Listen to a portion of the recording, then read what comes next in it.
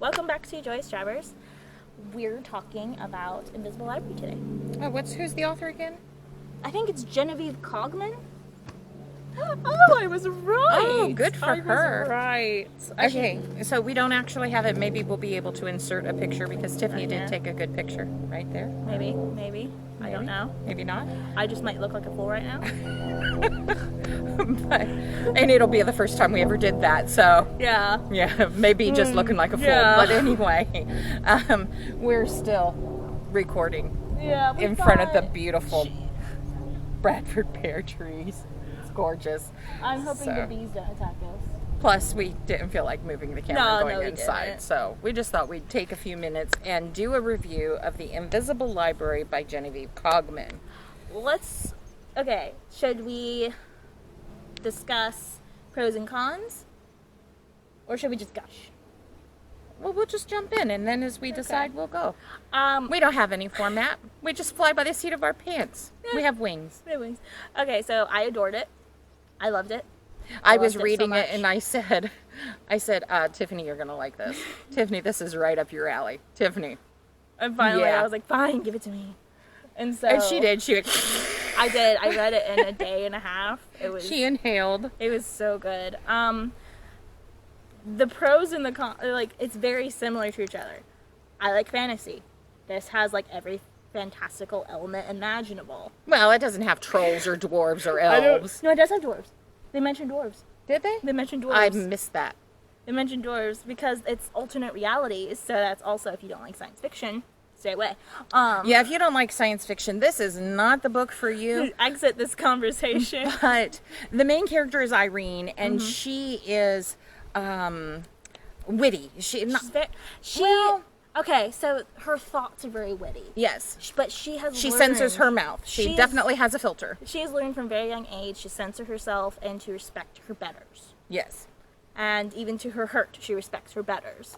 And I really enjoyed reading her. And not just her betters. I mean, she respects authority. She respects, She respects She knows everyone. where she's at and what her job is, and she does her job. Yeah, and she flows with it, and she, let's just go with it. And she even makes a comment that even if she doesn't get the credit for the job, as long as she does her job to her best ability, that's who she is. Yeah, it was really good. So I really enjoyed her. I enjoyed the side character, Coy.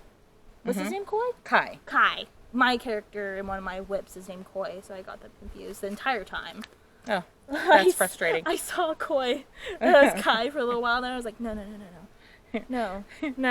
Yeah, You're both pretty, but no. So basically, it opens with her.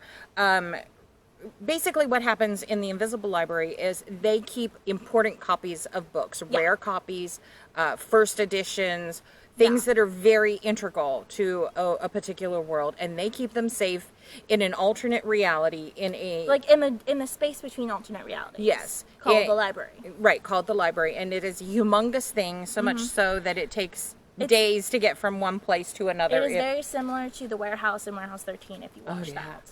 I didn't make that correlation. That's good. That was actually the first thing. I was like, is she smelling apples?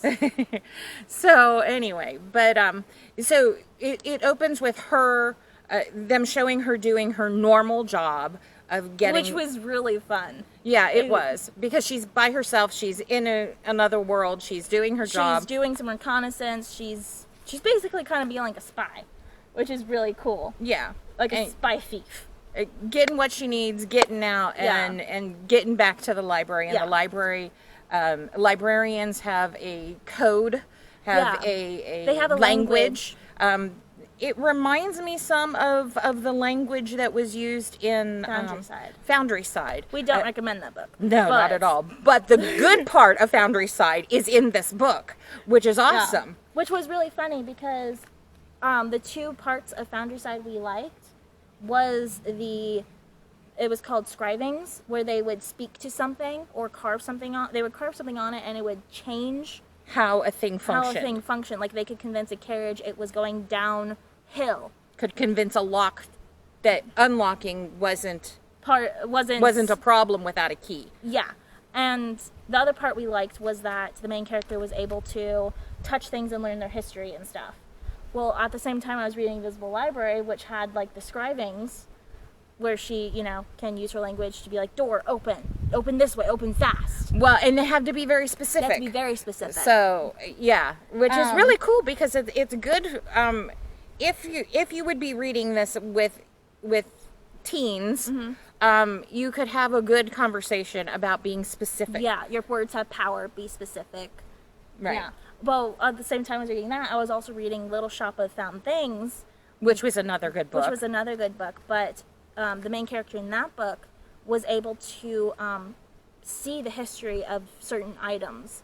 And so I was getting both things that I really love from Foundry, the only things I love from Foundry side. Yeah. I was getting that, which was really fun. Yeah. Rabbit trail over.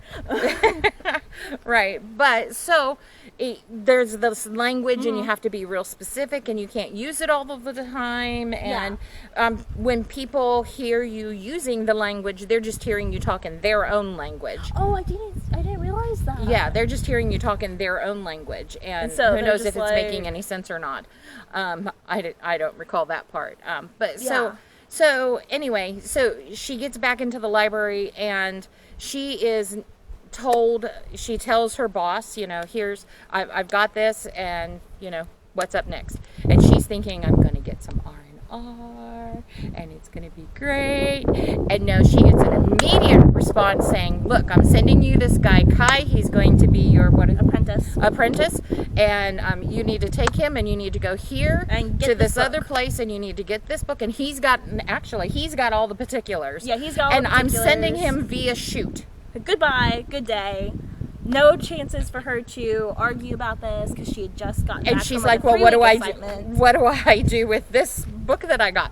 Take it to the nearest, drop-off desk or whatever. Yeah, and so it starts off very fast. Like, you're immediately into the story, and it's very nice. Yeah, and so she doesn't even know who Kai is. And so we get to know Kai as she gets to know Kai, so that's kind of fun. Yeah. But she really doesn't want an apprentice. She doesn't want to mentor somebody. And so, because she didn't have a very good mentorship herself. Mm-hmm. And so anyway, they're supposed to go into this alternate world and get a Grimm's fairy tale book. Yeah. And it's a very specific Grimm's fairy tale book. Fairy tale. Thank you. And so they have to find the right one. Yeah, and so this is an adult novel. So there are like mentions of sex. There's mentions of being drunk. There's scenes where people are drinking. There's scenes where they talk about adult themes. Yeah, you wouldn't want to read this with young children. You wouldn't want to read this with preteens. No. You wouldn't want to read this with early teens. Yeah. Now, your later teens, Yeah. 14 maybe. 14 maybe. It depends on the maturity of right. If you've got audience. A good mature 14-year-old, sure. 15, sure. Yeah. Do a read aloud. Do a buddy read. Yeah. It'd be fun. And talk about the pros and the cons about what's happening and what do you like about these characters, there's a Sherlock Holmes type. Yeah, which Irene fangirls over. Yes, a detective in this book. What's his name? Oh, it's a V name. Vine. Vine's his last name. Vale. I think his name's Vale. Yes. And it's very interesting to see all this in the alternate history because there's blimps in the sky. Oh yeah, they're running on steam energy. Zeppelins. And the Fae are prominent fixtures in the political climate as well. So this particular alternate reality has a strong chaos. Yeah. So there's either order or chaos. If dragons are involved, then there's probably order. If Fae are involved, then there's chaos. Because Fae are creatures of chaos. And so there's also a person who left the library and is the big bad guy. Yeah. And which we learn as like Kai's learning about him. Right. And we learn more, and it's a really, really fun book. Yeah, the quips are fun. The technology is steampunkish. Yeah, I guess you would say. That. Tiffany doesn't usually like steampunk, but she's finding that she's not as averse to it as she once thought she was. There are certain. I might have to give some books another try. So yeah, it's really fun. I'd recommend it. I gave it 5 stars. And I haven't given 5 stars to many books recently. So it was good.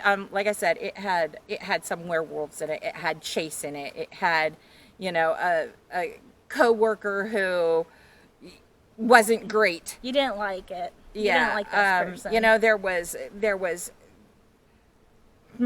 There was twists. There were things that you find that you're just like. There were certain things where I was like, they laid the groundwork for that well, and I was sort of suspicious of that person. And I should have been more suspicious. It's like, oh yeah, duh. So anyway, it was fun. We really enjoyed it, and as you can see, I got the next 4 books. Yeah. Which we'll be reading yes. quite quickly. Which is why this video is being done now, because pretty much I'm going in and I'm going to sit down and read for a bit. But I don't really rate things very often. I don't do Goodreads, but I would give it a 4-star at least. She never gives things 5 stars. Yeah. Just the way she is. Maybe 4.5 stars. I don't know. I just, because it has some cussing in it. And because it does have a few cuss words. Because it does have, talk about. It has suggestions. Yeah, suggestiveness. Yeah, it has suggestiveness. I have to take a little away from it. So, being a Christian, I have to be mindful of my morals and my ethics and be more careful with what I recommend to people. And like I said in the library haul just last week, it ticked off almost every single box I have. Except the only box it didn't tick off was Christian fiction. Yeah. If this had ended up being Christian. If it had been Christian fiction on top of everything else. Definitely 5. Definitely. I would be purchasing it now and just forget the rest. So. Yeah. So yeah, it was Sadly, good. It's not, but my nieces probably aren't ready for it yet. Yeah. Although the youngest niece is getting close to the right age. She's still a preteen, and so I wouldn't recommend it for her yet. Yeah. And so as such, it won't be a family read aloud for a while. But eventually, it should be read. At least the first book. We don't know about the next ones. Yeah, but we'll see. We'll keep you posted. Fingers crossed. We'll keep you posted. So thanks for joining us. We really appreciate it. Till next time. Bye. Bye.